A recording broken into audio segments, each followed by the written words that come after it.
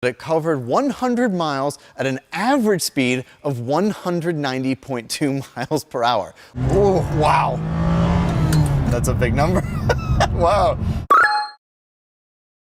Hi everyone, I'm Kennan from Cars and Bids, and today is a special day because we're talking about the Ferrari 550 Maranello. This is, in my opinion, one of the best GT cars from the modern era, full stop. And in today's video, we're going to be exploring why by talking about its facts and figures. First, we'll take a general look at the 550 and where it fits into Ferrari's past. Then we'll get nerdy and talk about the technical details of this car. And then we'll do what everyone wants to do with the 550 and take it for a drive. Before I get going though, que surprise, this 550 is currently for sale, being auctioned live on, of course, Cars and Bids. This is a 1999 550 Maranello, and it's finished in blue posi with a gorgeous coil and blue interior. It also has just about 7,500 miles, which is insanely low for a 550, and of course, it has the gated manual transmission. It also comes with these modular aftermarket wheels, though the factory wheels are included in the sale, and it has a ton of service documentation. And if you've been in the market for one of these after you finish watching this video, click the link in the description below where you can head to the live auction of this 550 where you can bid on it and buy it only on Cars and Bids. And we begin the story of the 550 by first talking about the 1980s. Ferrari at that time was obsessed with mid-rear engine designs, as it was a direct link to their Formula One team. The Testarossa had its engine behind the drivers. The 308, the 288, the F40, all of these cars were mid-engine designs. Then in the late 1980s, Enzo Ferrari passed away, and the torch had to be passed to a new executive chairman, and that was Luca de Montezemolo. His vision for the company was to take it in a completely different direction by going back to Ferrari's roots by reintroducing a front-engine V12 car back into the lineup. Now, Ferrari had done a front-engine 2+2 car in the 1980s, the 400 and 412i. But for the new car, Luca de Montezemolo wanted to go more modern, and so they introduced the 456, which had a naturally aspirated V12 up front, 4 seats, and a completely different looking design. It was much more rounded, a lot more modern, and it was the platform on which Ferrari would build. The Testarossa line would end in 1995 with the F512M, which was, well, a Testarossa, but it had a lot of other stuff tacked onto it. It had clear headlights instead of pop-ups, it had 4 individual taillights. It looked like a modified Testarossa, which effectively it was. But that ended the line of that car, and in July of 1996, Ferrari would introduce their new front-engine V12 flagship car, the 550. Luca de Montezemolo was also focused on usability. These cars would have much longer service intervals, and they wouldn't have to have the engines taken out of them for regular service. This car was designed to be used, but that does not mean that it was slow or mundane. In 1998, Ferrari would take a slightly modified 550 to the illustrious Transport Research Center in East Liberty, Ohio. A very odd place, but Ferrari would set 3 world records there with the 550. The first record that this car took was that it covered 100 miles at an average speed of 190.2 miles per hour, which is wild to think because, again, it's an average speed. The car had to stop for fuel, but it was still able to average 190.2 for 100 miles. An absolutely wild figure. In a similar vein, the car also took a record for covering 100 kilometers at an average speed of 189.9 miles per hour. The last record that this car would take was that it was driven for 1 hour at an average speed of 184 miles per hour.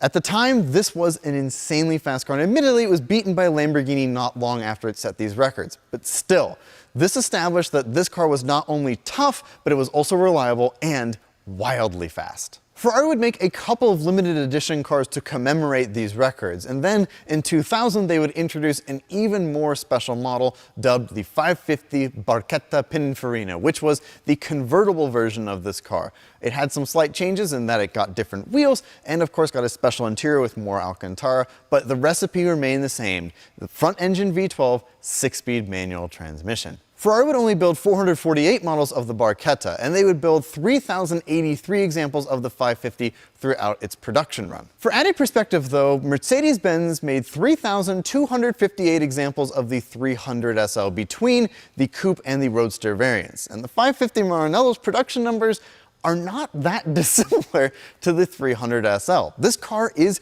pretty rare, and I think that's something that's often glossed over when discussing the 550. And now it's time to talk about the design of the 550 because it's one of the most important parts about this car. As I mentioned, this was a return to form for the company as they would go back to their front-engined V12 two-seater GT car. They would also retain a design we'll talk about a little bit more later on, and that is their torque tube design, which puts the engine at the front and the transmission transaxle at the rear. For now though, I want to talk about the chassis of this car and its general exterior design.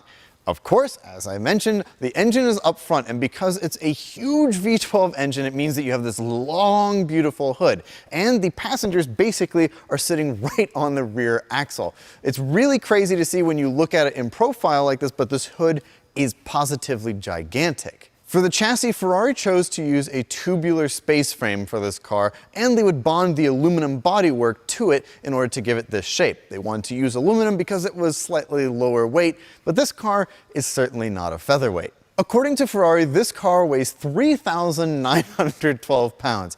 Not exactly a lightweight car. By the modern standards of today, it's not all that heavy, but for its time it was considered a hefty GT car. This was not the car you bought if you wanted a sports car, a lightweight Ferrari. You'd buy something like the 355 instead. But just because this car was a GT car did not mean that the chassis was made of linguine. This car is actually very stiff, and although I couldn't find the statistics for the coupe variant of this car, I did find them for the Barchetta, and that car has a torsional rigidity of 10,850 pounds per degree of deflection.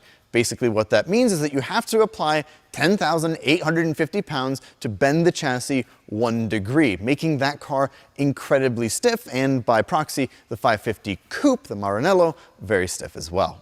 Additionally, Ferrari spent a lot of time in the wind tunnel in order to create this very sleek looking shape.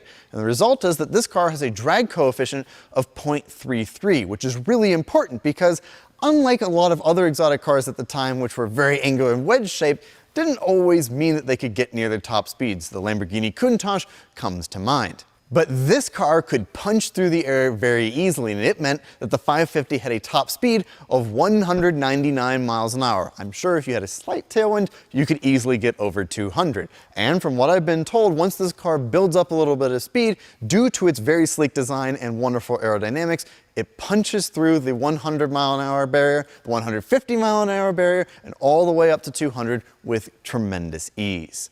But performance is nothing without control, and now it's time to talk about the suspension and brakes found on the 550 Maranello. As you might expect with a Ferrari, this car has double wishbone suspension all around. It also has adjustable shocks, which you can change by flicking a sport mode button located inside the car. This is very similar to the setup that's found on the Ferrari 355 and the 456 of the time. They're basically these little actuators that exist at the top of each of the suspension points, and when you actuate them, they turn a gear on top of the struts to increase the damper pressure within these struts and shocks. Kind of rudimentary when you think about it, but it was cutting edge for the time in the 1990s. These cars were also available with an upgraded suspension system called the Ferrari handling package, which was basically a set of stiffer springs and much thicker sway bars. The result is that the 550 would handle even more stiffly if that's what you wanted out of your car. If you just wanted a GT car, the standard suspension was just fine. Braking-wise, the Ferrari 550 has plenty of power. It has 4 piston calipers with 13-inch front brake rotors and 12.2-inch rear rotors. They're also cross-drilled for extra ventilation, as Ferrari understood that they would generate a lot of heat trying to pull the car up from 199 miles per hour. On the topic of brakes and suspension, I also want to talk about the wheels that originally came on this car. Now, this particular example is currently sitting on a set of aftermarket wheels, but the factory wheels are included in the sale. And they were these elegant 5-spoke magnesium alloy wheels, and they look tremendous. However, they were also extremely purposeful. Ferrari wanted strength and lightweight as they wanted to reduce the unsprung mass of this car, and so they went with a magnesium alloy for these wheels, which was very similar to what they did with the 355 and other models during the 1990s. And now it's time to climb under the beautiful hood of the 550 to talk about the star of the show, which of course, with any Ferrari, is its engine. This is the F133A 5.5 liter naturally aspirated V12, and would you just look at it? It is spectacular in here. This engine is all about presentation in addition to performance. There are no plastic covers on anything in here. Everything is made out of metal, and it is beautiful. But the beauty isn't just skin deep with this engine. Like a lot of engines of its time, it has dual overhead cams and 4 valves per cylinder. But the real secret to the 550's power comes from its air management system. It has 2 sets of intake runners, a longer set located on the outside, which give you great low-end torque at low RPM, but then as the revs rise, it switches to a shorter set of intake runners, which gives you great horsepower. This engine has a lot of elasticity in its rev band, delivering power very evenly throughout. The result of all of this is that this engine produces 478 horsepower and 419 foot-pounds of torque, and it can get this car from 0 to 60 in 4.4 seconds and onto, as I mentioned before, a top speed of 199 miles per hour. Although these numbers aren't blistering today, they certainly were for the late 1990s, and the result is that this car still feels pretty quick today. And now we move inside the 550 to talk about one of its great differentiating characteristics, and that would be its gated 6-speed manual transmission. Now the 575 that followed this was also available with an F1 sequential manual gearbox that was operated by paddle shifters located behind the steering wheel. At the time, that was really cutting-edge technology, and so most people who bought 575s opted for that transmission. They wanted to pretend that they were Michael Schumacher or something like that. But for the 550, the 6-speed manual transmission was all that was available. And as a result, as people have gravitated back toward manual transmissions, this has been one of the great differentiating factors between the 575 and this car, and it has increased interest and values of 550s substantially. While we're on the topic of the transmission, I want to talk about this car's transaxle design, as I had mentioned previously. The idea is that the engine, which is a big, heavy V12, is mounted up front, and Ferrari wanted to shift some of the weight to the rear of this car in order to help with balance and rear grip, as again, this car is rear-wheel drive. And the result is that they used a torque tube design and put the transmission at the rear of this car. Now, what exactly is a torque tube? Basically, it is a tube that runs from the engine back to the transmission, and inside of it sits the prop shaft. That's what connects the engine and transmission together, but all of the shifting is done at the rear of the car, as opposed to a lot of cars which usually mount the transmission directly to the engine. The benefits of the torque tube design is that in addition to keeping rear weight over the wheels, it's affixed by 2 points in the front and 2 points in the rear. This helps evenly distribute torque, and it reduces the chance that the differential is going to pitch under load, which makes the car much more balanced and much more rigid. And Ferrari really believed in this design. They would first use it in the 275 in the 1960s, and they would use it with the 2-seater front-engine V12 predecessor to this car, the Daytona, which was produced 23 years earlier. So it's not entirely surprising to see that setup used here in the 550. The last thing I want to talk about with this car would be its interior, because it's truly a special place to be. Everything is covered in gorgeous Connolly leather, and when it's finished in Koyo, as this car is, it looks particularly scrumptious. The gauges are also spread out beautifully. They're very analog, and you have everything facing the driver. This is a driver-centric Ferrari, and it was designed to be driven. As I mentioned, Luca di Montezemolo wanted to give this car very long service intervals, and he intended that people would drive these cars and really use them on a day-to-day basis, which is very obvious when you go to drive this car. We're driving the Ferrari 550 Maranello. Ah, this is so special. I am positively in love with this car, and I have been forever, basically. I think that the 550 for a long time was kind of the undersung hero for Ferrari. You know, it was a V12 front engine car, and these things were like, you know, 70, 80 grand at one point. Well, that's not the case anymore. People have recognized how special this car is. Yeah, just to be in this car is a real treat for me, and I'm very excited. This one is so nice too.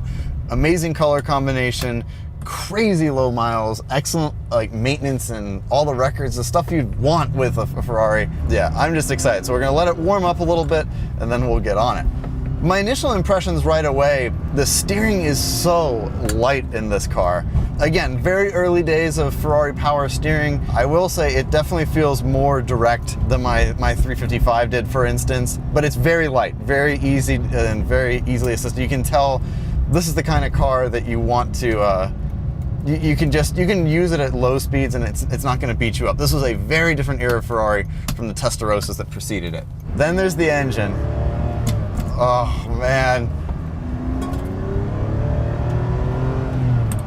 Oh yeah. It's so smooth and refined. And coupled to a gated manual transmission, man, it's one of the special experiences.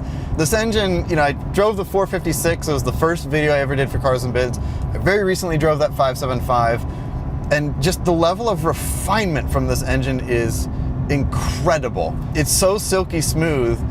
And, you know, you hear it, you know, you certainly hear it up there, but it really is not like the V12s of today that we get from Ferrari that are just like screaming and in your face. This is very subtle, very refined, and it's just lovely. So much torque too. You just breathe on the throttle and the car just takes off. Oh my God, that's, even in fourth gear, the car just pulls, which feels positively amazing.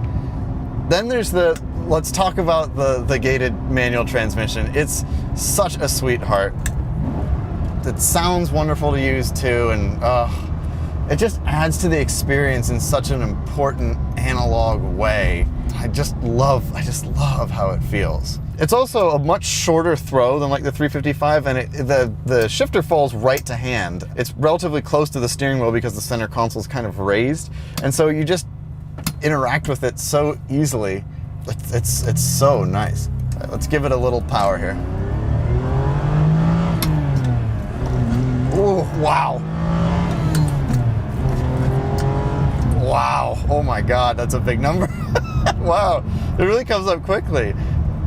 Wow, it's just, what's so funny is like when you get on it, it kind of just like the nose lifts a little bit and off you go. Man, it's just so smooth. So smooth and such a pleasure to interact with. Wow, that's really lovely. Oh man, that's tremendous. What an experience this engine is. It's so special.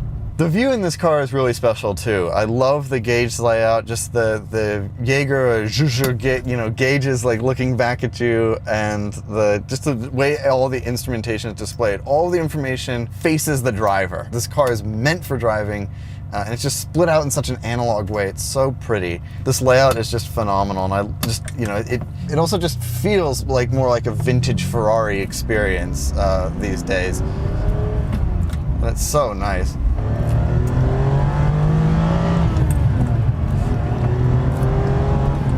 Wow. Yeah, this engine is just, you can tell the car just wants to do big speeds with little effort. I have no doubt that this is it's a 199 mile an hour car. There's no doubt in my mind that it would punch right straight through to 200 with great ease. That's what this car wants to do. This car wants to it likes big speed. It's geared for big speed. It wants big speed.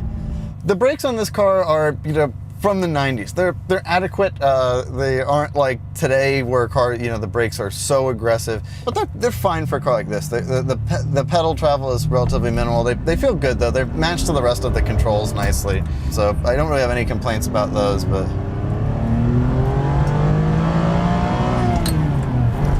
Wow, geez. Really takes off. What a masterpiece of a car.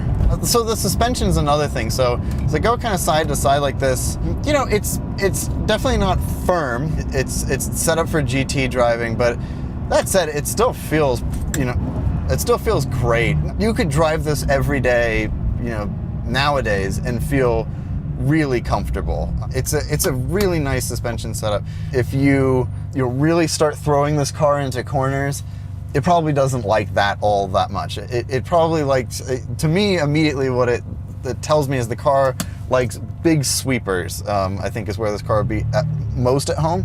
That makes a whole lot of sense. You know, that's what this car was built for. you get in this car and, you know, you crush continents with it. If you want something that's going to be, you know, a knife edge racer, obviously you get one of the V8 cars.